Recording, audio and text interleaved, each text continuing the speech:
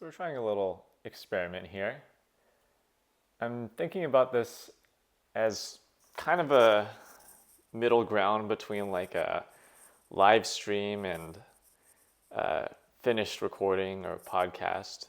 Um, so this is basically an opportunity to talk kind of essentially in real time about the artistic process behind this illustration. Um, I think like part of the reason I thought this could be interesting is there's a lot of things about this illustration that I didn't personally like um, looking back, and I think that there were reasons for why it ended up that way, but I kind of wanted to go into a kind of a commentary on um, like what exactly went into the process of making those decisions. Um, and I think it could just be worthwhile to reflect on some of the things I ended up learning going into the process. So this isn't like a lesson. This isn't like a tutorial on how to do anything specific. Like it's very specific to my own experience working on this and like the things that I had learned beforehand. So it doesn't, it naturally can't apply to everyone who would be doing illustrations. And, I think this is also just something I can comment on as someone who lacks a lot of experience in certain areas, who uh, is still very much trying to improve on certain skills within art. And I think it could just be a worthwhile um, kind of an experience of just commenting and talking about uh, that process and sort of the things that I had to um, kind of just decide on. So um, yeah, so like I I feel like I didn't spend that much time thinking about the composition of this piece. I mean, I um, did do a few sketches that were um, kind of in general, just trying to lay out what the composition would look like. But to be honest, I wasn't really spending that much time on that compared to a lot of the other aspects of this piece. Like in hindsight, I think this piece, for me, it was very much about the length of time that it took to complete it, which like this, I looked at the stats in Procreate and this took like maybe 18 hours to complete. And like for me, that was too long, especially considering that there are a lot of things that I felt like I cut corners on when it came to actually completing this piece. Like there were definitely like, I'll talk a little bit more about this, but there's aspects of the perspective, the proportions that like I look back at the final illustration and I honestly wasn't that happy with it, but given that there was just so much to do on the piece, I think it was the right decision to not spend a lot of time trying to make it look perfect when I think it was a lot more about just the process, like wanting to have a more efficient process when it comes to illustration, like end to end from sketching to the final like inked colored illustration. Um, I'd rather have that be more refined than say having like a perfect piece that took an additional 18 hours, just to make everything look perfect. So, um, yeah, and I think this was actually based on something that I had made sketches for maybe 2.5 years ago. Like I'd made like just kind of imagined sketches of the characters from this old Lego theme. It's from 2006, 2007 called Exoforce. And it was based on kind of the mecha anime like Gundam, maybe even like Evangelion. But it's, trying to appeal to that sort of genre of like anime.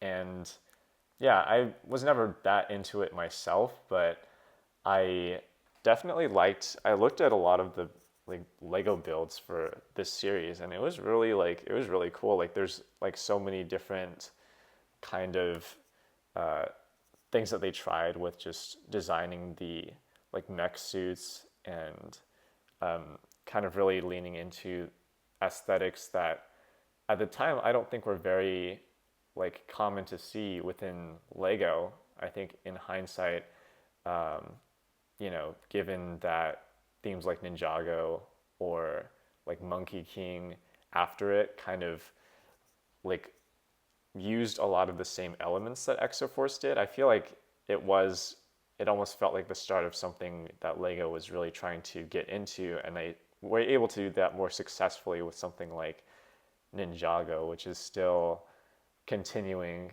despite having started like I have to say like it must have been 2008 or 2009 but the fact that Ninjago has been running for so long, um, it's almost like Exoforce had to kind of be the start of what Ninjago or Monkey King would kind of build on in the future, at least in my opinion. Uh, but yeah, I mean, like the suits themselves are very kind of, since they're made of Lego, they're kind of blocky and um, they don't necessarily have like the type of proportions that like a very realistic looking suit would have.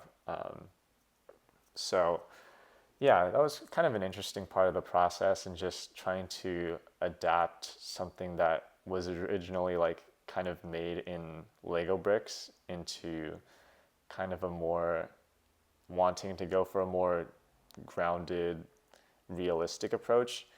And I think as we're seeing, with the inking, like in hindsight, I don't think the perspective on that like robot suit, it's called like an Iron Condor, I don't think it was that good because we're looking at the suit from head on.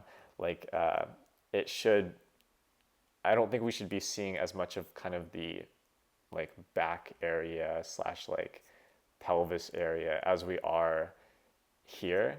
I think just coincidentally, like if you look at the Iron Condor like Lego set, the pelvis is actually like kind of positioned back from like where like the head and the chest area are, but it wasn't a conscious decision on my part to do that. I think for me it was just kind of like I was doing the perspective and I kind of rushed through that step, and it kind of ended up being, I don't think it looks bad necessarily, but if I were to go and do it again, which there's no point in doing that. Um, I would probably try to make a perspective that's a little bit more like intentionally like laid out. But since it's a robot suit, it's not like a person that's going towards the camera, so I don't think like when I'm looking at the illustration, it doesn't feel as off as it could be if that were like a person lunging towards the camera versus you know, um, what it is. So, yeah. Um, I think, yeah, the inking process was actually like compared to the coloring process. So I think the coloring, you know, as we're seeing, like we're about a third into the video, the inking is done, and the coloring is basically what carries almost like the rest of the video. Um, And I think when I look at the coloring, um, it felt a little bit off, and I think we'll see. I'll probably comment more directly on it, but it felt a little bit off just because, like the lighting on those different characters at the top. Um, Once everything's fully colored, it just doesn't look like it's all the same type of lighting. Like it's supposed to be a blue overhead light that's kind of like shining down on these characters. Um, and I think I did try to use some reference when it came to the like overhead type of lighting, but in the end, I think because of how I ended up experimenting with different methods of coloring to try and make it more efficient, it kind of ended up looking a little bit like lacking in cohesion, at least in my opinion. It looked like there were different types of lighting, especially so like the character with the blue hair in the middle, his name's Hikaru. Like he looks lit completely differently than say the green-haired character Takeshi on the left, which I think if everyone was lit the same, it would seem fine. But since everyone's lit differently, it comes off as a little bit strange. So I think, yeah, I think it made me want to go back and like do more studies with more dynamic kind of different types of lighting. That's not just kind of the very standard studio lighting where everything's sort of lit in a very kind of normal seeming way. But again, this illustration, I think part of why I felt a need to just do it as efficiently as possible and sort of not cut corners necessarily, but not linger too much on different stages was just because of how much there was. There's kind of there's the background. I also started working with some new ways of like putting in the flats, which instead of going and like doing each area of flats individually, I kind of just outlined everything in gray, filled that in, and then used kind of the selection tool. Like so that working on Procreate, there's like an automatic selection you can make so that you can only select, it allows you to only select certain areas. And so since I blocked all of it in gray, you can do the rest of the individual flats layers a lot easier, which I think that's something that I'll probably do in the future. There were previous illustrations that I tried where I kind of had to do the flats like all individually, and it ended up being a situation where I would have to kind of go and make sure I wasn't going out of the borders for multiple different layers. And I think it definitely took away from some of the efficiency of that process. And so, especially for something like this type of illustration, I think it is pretty important to have a more efficient way of putting in the colors. And as you can also see with the green-haired character on the far left, like I initially had a process of trying to kind of use just a very standard textured brush and just kind of going over it so that it's not just a bunch of flat colors, and then proceeding to use like a hard airbrush to kind of put in some of the values, and then using kind of a brush with more shape, like a rectangle or a triangle type of brush to really put in some of the details. But kind of later on in the illustration, I decided to just kind of go for the rectangle brush from the very beginning, maybe with a little bit of the hard airbrush at times, but for me it was just a lot more efficient, especially because I just wanted to get it done, to bring in the rectangle brush, kind of go in with a very like large brush just to add texture, and then blocking in the values and then doing like the highlights and stuff.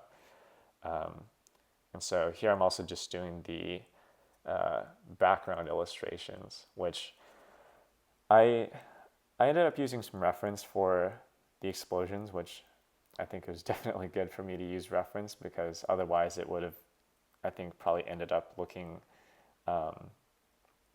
just a little bit stranger and, maybe not as natural looking. But I think the reference was definitely very helpful for getting some of the colors in those explosions. I think that looking at some of those photos, they're very like, the dark areas have a lot of saturation, whereas kind of the middle areas where kind of low saturation but very high value, or I guess very light value. Um, and so kind of creating a big contrast between different aspects of the explosion. But I honestly really enjoyed putting those explosions in because I think for me, it added like just more like of a cinematic quality that if those explosions weren't there, I don't think there would have been as much visual interest for me with the end illustration. Um, yeah, and like I think, you know, regardless of the different flaws, I liked how it came out looking kind of like, you know, if I were to do a comic cover, this could plausibly be something that I would do. Um, you know, kind of creating something with certain level of polish for what I would hope to do and do in a more refined way with more studies and such in the future. So, yeah, I think in that way it was very, you know, just overall, this is a very helpful process to go end to end with something like this. And yeah, I think when it comes to the background, I use like kind of a flat looking brush for those clouds. I think I use just a variety of different brushes. I think using different types of brushes when it comes to backgrounds specifically or paintings can be pretty helpful. Like if you think about a traditional artist, they're kind of using a variety of different brushes for like different effects. And I think that does carry over to something like using digital artwork tools like Procreate. I think you can definitely practice with just like using a single brush to do everything, but kind of realistically, when it comes to the process, at least from what I've found working on my own, is just it helps to have a lot of different types of brushes so that I'm not spending forever doing the clouds, for example, and can kind of just move through the illustration in a way that's just more realistic and efficient. Like, even just considering the idea of doing commissioned work, it's kind of one of those things that I need, personally, I feel like I would need to have just a very efficient process. And for anything within my portfolio, you know, as someone with just overall less experience, like to be able to present exactly what I could realistically do for a commission, you know.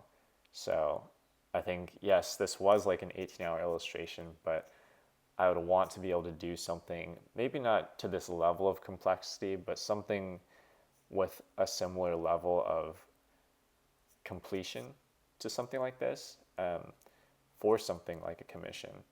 And so, yeah, I I think that being able to fill in a background, fill in like the landscape, terrain, um, bring in the perspective, and like doing like greebling, a little bit of greebling with just the mechanical parts, um, and also just having kind of some level of composition along with the characters as well.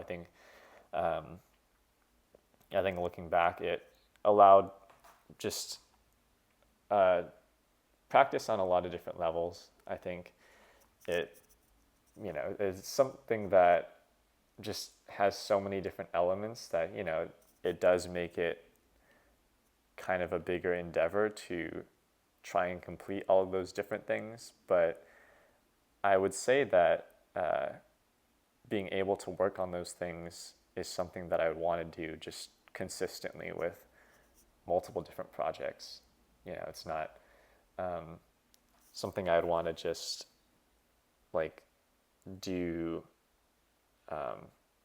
in like small pieces when it comes to uh, like a more final illustration that for me I would want to have all of those different elements together and not feel like I can only do one at a time. So yeah, as you can see, it's I'm kind of going into some of the shading for the foreground type of elements. I saw this one really helpful video. It was on Proco. It was talking about, it was with Alex Sinclair. He was doing a Batman illustration. And I think that I did like look at that video, and it would, it's very helpful for just, one thing he said was like, you should try and aim to make it feel like a cohesive piece. And that's something I really wanted to work on. Like, I think all things considered, I feel like there were aspects that I didn't feel like were very cohesive, but I can at least be able to say that that making those things more cohesive is something I would want to work on. But I did sample some of the colors from the background. So I took like the sunset type of colors, and I used it, like painted it on with like a very low opacity brush on some of the foreground stuff, so that it looks kind of like the sunset lighting is affecting those elements directly. I also wanted to kind of bring in some of those like lighting principles that I've like learned about or just wanted to practice, is, for trying to get the different types of lighting. Like I wanted to basically have the shadows be almost kind of like on the opposite side of where the orange light was, which I feel like I've heard that somewhere, but just like for the lighting, trying to go for like darker blues or purples for those shadows to kind of increase the contrast, because the lighting is orange. And I guess the opposite effect for like the top characters being kind of lit with a blue light. That's, I think the level of intensity of the light is something that I would have wanted to incorporate for all of the characters. I don't think that all of the characters really seem like they're lit with a more intense overhead light, but I think that being able to practice just the shadows and making the shadows lean a little bit more like dark orange, kind of brown, and like slightly desaturated. I think that was a good exercise, very, very helpful in kind of trying to progress towards illustrations that have non-standard lighting. Like in the future, I'd probably want to try more that are just with very bold colored light, just with, for example, like red light or blue light, or things that just kind of light forms in a very different sort of way than something like a studio light would do. I remember when I was doing this part of the illustration and I was trying to color the red-haired character, Hayato. I remember having kind of some like uncertainty about how to really shade him in a way that looked good. And I think it was good to kind of struggle with that a bit. I think it ended up being sort of a learning process, because just the way it felt to try and block in the different shadows for that just didn't feel, it kind of just felt like I was doing whatever instead of making intentional shading choices, which I think, as I would find out, it's definitely important to have kind of going in a sense of the different shapes and how to make kind of bolder decisions with the shadows so that it doesn't come off looking kind of washed out. And I kind of had to experience just seeing like the illustration feel a little bit off and not have very clearly defined shadows in order to kind of learn how to better approach that in the future. Because yeah, I think especially when it comes to bold lighting, if it were something that's a little bit more ambient light, I think it would make sense that the shadows are definitely less bold. But I think when it comes to something like this, where they're supposed to be kind of a more intense overhead light, making those bolder decisions, I think, was much better than trying to kind of use a very low opacity brush and just try and tweak things in a very kind of haphazard way. Um, and yeah, I think like within the time lapse, it's still, I think there were definitely improvements I needed to make from this point. And so I kind of went back to that later on in the illustration. But I think to some extent too, I felt like I just needed to move on if I didn't feel like something was really clicking, just to be able to finish some other part of the piece, so that I could just have it be done instead of waiting around for a long time. Because I think in the past I've done illustrations where I've just kind of sat around the illustration for a really long time. It probably took even longer than this one did, just trying to make it as perfect as possible, like doing endless tweaks. And I think some projects can call for that type of thing, but I think being able to learn how to leave a project in a certain state, even if I don't really like everything that I did with it, but saying that the process itself of being able to go through the entire process in a more efficient way, I think I found that that was more valuable, because instead of being kind of really attached to an illustration that I wanted to be perfect, I could instead kind of just move on from that one and apply what I learned for a future project. So, yeah.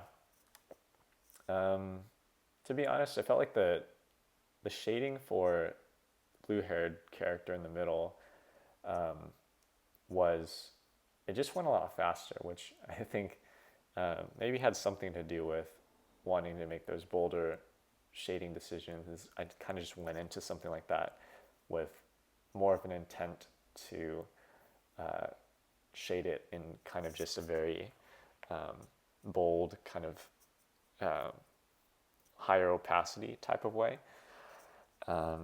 But as I'm coming to this other character, um, so this is Hitomi, I felt like I honestly really like went back to kind of struggling with the shading for this one.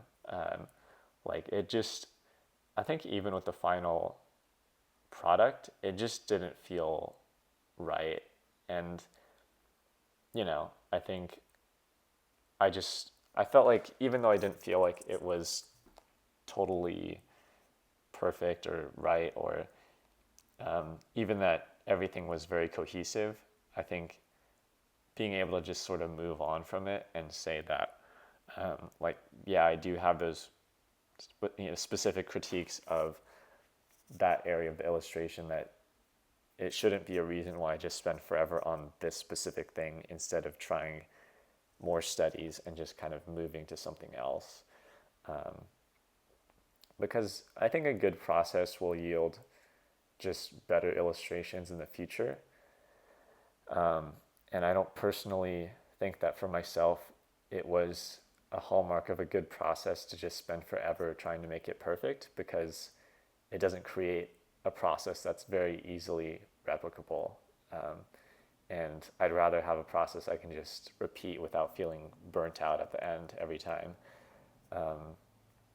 So yeah, and I don't think I was very, I don't think I really ended this piece feeling super burnt out, because I felt like there were just a lot of things that I didn't spend forever on, like the composition or the sketching, or the inking.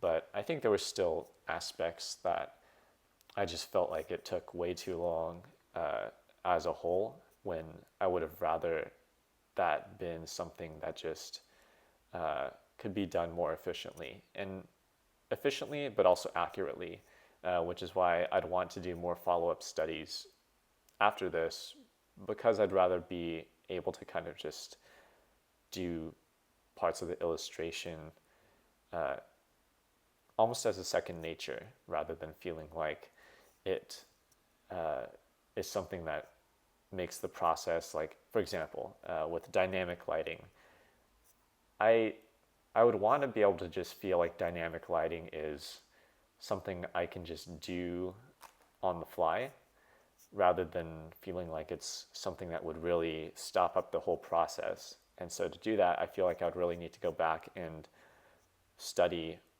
more on dynamic lighting, or studying more with perspective, studying more with like mechanical designs, which I think I would want to go and do more vehicle studies, like find some kind of like public domain photo and just be able to try and draw that, so that I can be able to come to something like this that's a lot more complex with all these different elements and feel like each part of the process was just more efficient as a whole.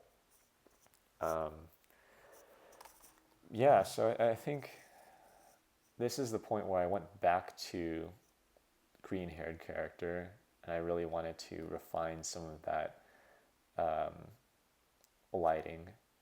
To be honest, I think like the lighting on him is probably closest to what I actually wanted all the characters to look like. I think, um, yeah, I think Hayato next to him, he has some aspects that I think reflect a little bit of what I wanted, but like for, yeah, green haired Takeshi, like that was that sort of effect with just the overhead, like the blue, like kind of very intense blue, like only barely lighting his like nose and like parts of his upper lip. I think that was kind of what I wanted for all the characters to look like. And yeah, I think that for the rest of the characters in the illustration, it doesn't quite look that way, in my opinion. I think I tried some, like with this character now that I'm shading, Rio. Um, but yeah, kind of the similar thing. Like he does have some areas of specific light, like kind of overhead, trying to get that effect of the overhead lighting. But I don't think that it was all, I don't know if it was as intense as it looks for, like, yeah, I mean, far left character. Um, so, yeah, I mean, when it comes to just the rest of the illustration, I think at this point I was pretty much done. I considered myself like done to a point that I didn't really feel like refining it anymore. I mean, as you can kind of see, like I played around with different screen tone settings in Procreate, and I wanted to create like a mini comic. To be honest, for whatever reason, I didn't like the back perspective of this character. Like, for whatever reason, I just really didn't like how it turned out. Um, but I did like how the other characters turned out. Like, they're kind of more cartoony. But for me, like, so this is like Hikaru, the character who is in the middle, and like, you know, this like comic, like mini comic. But like, even when I ended up changing his illustration from this one to another one, and to be honest, I didn't really like how either of them turned out. Maybe it means I needed to practice more with just uh, working more with back perspective, like showing a character from the back. But I think another thing is just to be able to make forms that are very cartoony but also show a level of artistic skill. I think I realized just how hard it is to do something like that. Like for something to feel like it is very cartoony, but it does reflect kind of the underlying knowledge. Um, so yeah, yeah, I think overall good process. I think it's a process that I'd like to be more refined in the future. So yeah.